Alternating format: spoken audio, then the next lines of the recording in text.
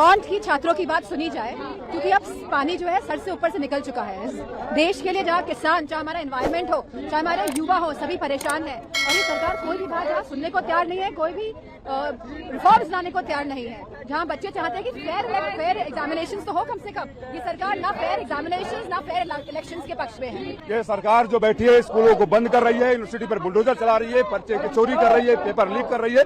ये पेपर से लेकर मंदिर तक हर जगह चोरी करने वाली सरकार को उखाड़ फेंकना है और इस आंदोलन में हम लोगों के साथ हैं। देखिए, जिस प्रकार से आज नौजवान, जो देश के छात्र, जो इस देश का भविष्य है, उनके साथ लाठीचार्ज हुई है। आज समाजवादी पार्टी के सांसदों का डेलीगेशन मिलने जा रहा है उन छात्रों से और हम उनके इस आंदोलन में हम उनका समर्थन करते हैं।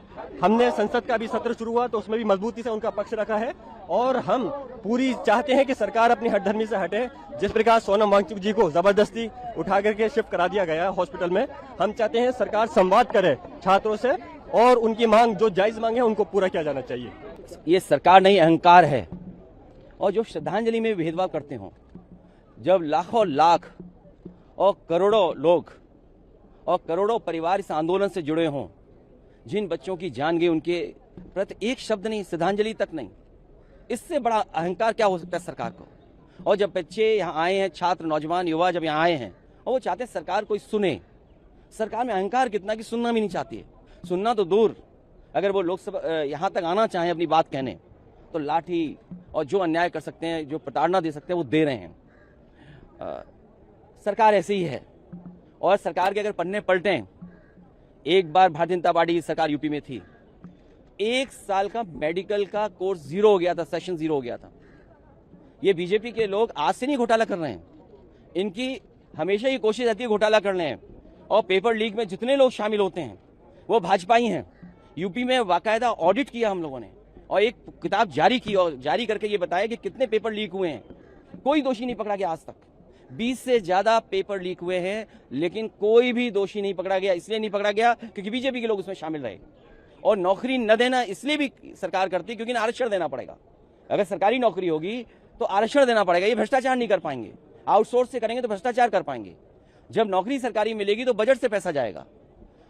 दुख है कि आज लाठी चली है।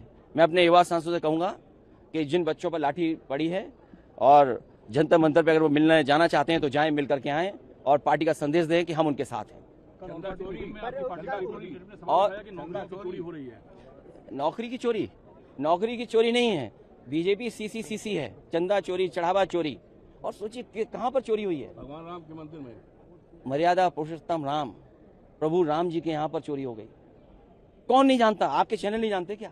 आप सब जानते चोरी हुई है और पकड़े गए हैं लोग। और कहीं तो ये लगता है कि दिल्ली वाले, लखनऊ वाले दिल्ली वालों को नीचा दिखाना चाहते हैं। क्या एसआईटी का गठन दिल्ली वालों से पूछ के हुआ था क्या?